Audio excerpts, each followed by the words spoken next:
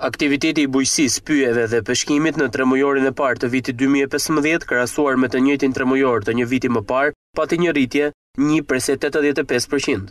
Kështu konstatoi pak ditë më parë Instituti i Statistikave, teksa publikoi shifrat për rritjen ekonomike në tremujorin e parë të këtij viti.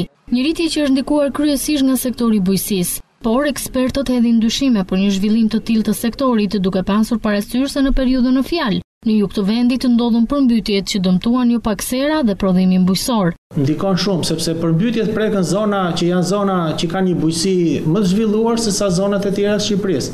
Ne folëm për zona në të cilat kishte prodhime që ishin përgatitur për të prodhuar në sera. Pra janë dëmtuar serat, që dihet që serat kanë një prodhim intensiv. Bujqësia në Shqipëri është sezonin e verës. Ekspertët hedhin akuza për vërtetësinë e shifrave, një debat tashmë i përhershëm në Shqipëri. Dy sektorët më vulnerabël për të manipuluar shifrat në lidhje me rritjen ekonomike, me punësimin e tjera, janë turizmi dhe bujqësia.